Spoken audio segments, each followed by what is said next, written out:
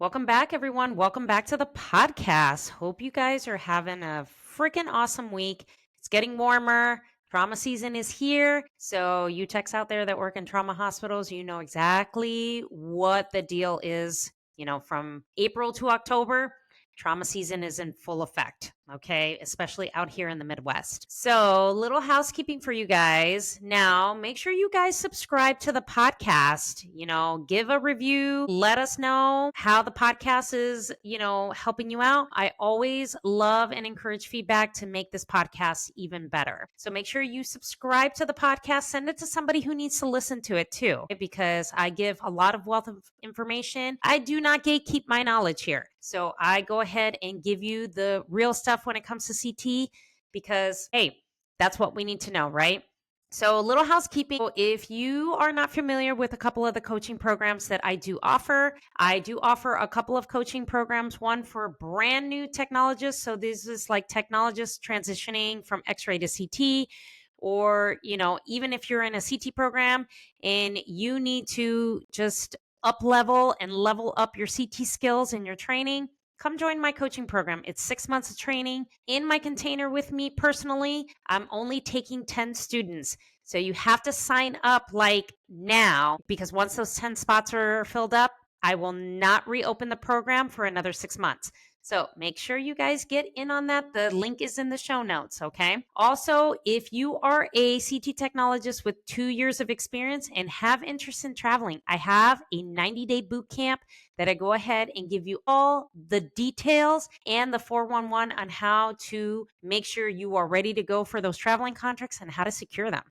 So I give you some great tips and great things to know and things that, skills and crucial information that you need, especially when, most of these facilities expect you to scan on day one.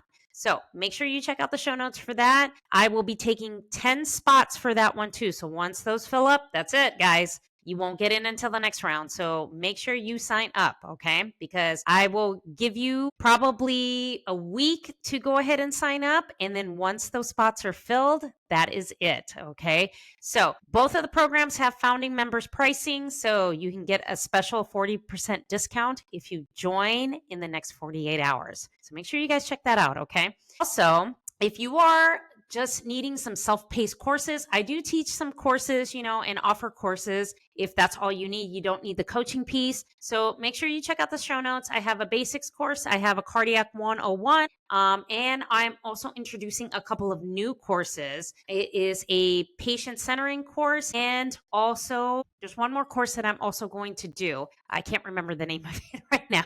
I'm old and I forget stuff, okay? But I am going to introduce a couple of new courses. So one is going to be about patient centering and how to make sure that you perfect it, okay? And I'm also going to introduce a brand new course as well. So make sure you guys check out the show notes for that, okay? Also, if you haven't subscribed to my YouTube channel, make sure you subscribe, because every other Friday I will be doing a live YouTube segment where it's Tech Tip Fridays. So as I do that, so I will be live on YouTube giving you some of the best tech tips so that you can stay on top of your training. Okay, so you can be the best tech possible. So make sure you check that out as well. Okay, so I'm kind of revamping some stuff on YouTube so it's easier to find, playlists of certain things like how-tos, tutorials, things like that. You even get the video portions of this podcast on YouTube. So great stuff. Make sure you follow there, follow on TikTok, and follow on Instagram. Okay. So also, if you're looking for some personal training as far as fitness, online coaching, my boyfriend is an awesome trainer. He does online coaching where he is taking 10 clients right now for online coaching. I am a prime example because I work out with him every single day, and I have been in the best physical shape I have been in my life, better than in my 20s, and I am in my 40s. So if you would like to work with him, there is a form in the show notes that you can go ahead and fill out. He will contact you and you can sit on a consult call with him, and he will get you up to speed as far as getting your workouts modified to you and get you on the right path. So if you're interested in that, make sure you check out the show notes, sign up. All right, let's get into today's episode. So in today's episode, we are going to be talking about the critical skills you need when securing your first traveling contract. So I know in the prior episode, I was talking about, is traveling, right for you as a CT technologist. Okay. So when you are thinking about being a traveler tech and you want to explore that path in your career, there are going to be some skills that you need to know and that are critical so you can get that increase in pay and get more opportunities. Okay. So I'm going to kind of break down on some of the things that you should know because most of these facilities are expecting you to know how to scan from day one. They will give you 2 weeks of training. It's because you need to know policy and procedures, protocols, where to find things, accessing systems, things like that, and just making sure that you are familiar with the scanner so you can operate on your own. So a lot of these places are not going to give you 8 weeks of training as a traveler.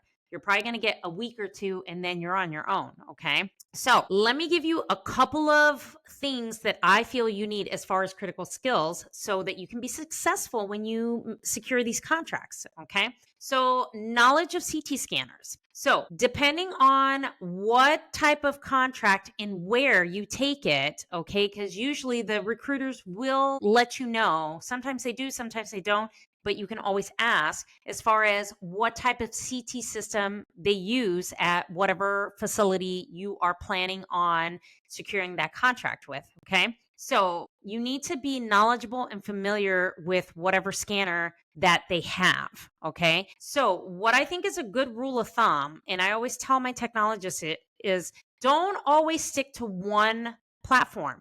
Don't stick to one scanner. Like there have been techs I've worked with over the years that only know GE. Then all of a sudden they want to become travelers and the facility they go to is a Siemens and then they don't know. Okay.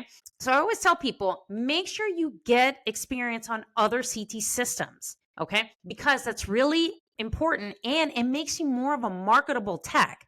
I'm going to give you a prime example. I have recruiters, even right now as I'm recording this podcast episodes, that are blowing up my text messages, emails, and LinkedIn messages. Why? Because I have experience on all the CT systems out there. I know GE, I know Philips, I know Siemens, and I know Toshiba. So I can basically sit down anywhere. And perfect example, the hospital I currently work at is a level 1 trauma hospital.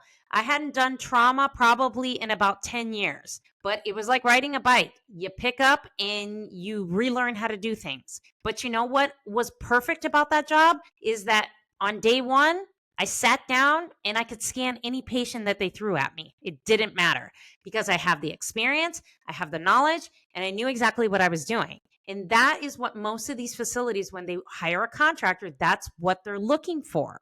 Okay. So make sure you gain experience and familiarize yourself with at least two systems. Okay.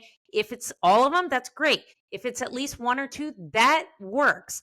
It is helpful to do that instead of sticking with the same machine. Now, I know some of you are going to come out and say, well, I only know learn one machine. I only want to know one. That's fine. But you can market yourself more and get more recruiters probably freaking blowing up your phone if you know more systems out there. Okay. Now, the second thing that I think is very important is, advanced protocols. So your knowledge on CTAs, your 3D post processing, if you have cardiac experience, if you know biopsies and different procedures, because there's a lot of specialties that we do, in CT, when it comes to colonographies, the CT bronchoscopies, where we're doing the ion protocols, and things like that. So being knowledgeable in some of those extra specialties really gets you a long way because it makes you more marketable. And also having awesome IV skills, because if you take like a contracting assignment, let's say at an imaging center,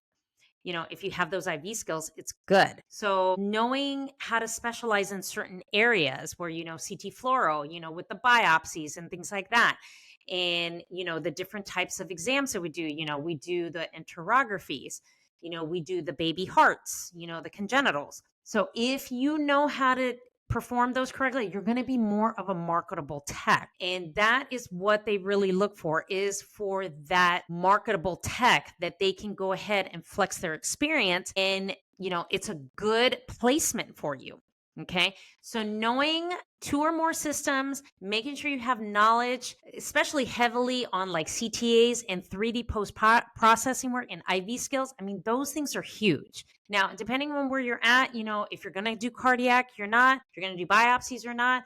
But most of the time, I know when it comes to travelers, the ones we had didn't have to do any of those. So it just depends on where you're at and the facility you're at. So it's always good to have that knowledge on all those things and all those critical skills because it makes you super marketable and you can have more than one recruiter coming to look for you for a job. And then negotiating those contracts, make sure you get paid what you're worth. Okay. I have 22 years of experience and I know what I'm worth. Okay. So make sure you don't get lowballed and don't get underpaid. You are marketable. Do your research. Make sure you get that market analysis wherever it is that you are taking those contracts and make sure you get paid what you're worth. Okay. So that is it for this episode. I love to make my episodes very short and bite sized so you can get all the information and we don't drag anything out. Okay. So you can get to work. Okay. So make sure you check out the show notes for both of my coaching programs. If you need any personal online fitness coaching, make sure you check that out. Also, make sure you subscribe to the podcast, subscribe to the YouTube channel, follow me on socials on TikTok and Instagram. If you have any questions, you can send me a email or a DM on any one of those platforms. Just make sure you go check all that out. Okay. So hopefully you guys have an amazing week. Thank you so much for listening on this episode, and I will chat with you guys in the next episode.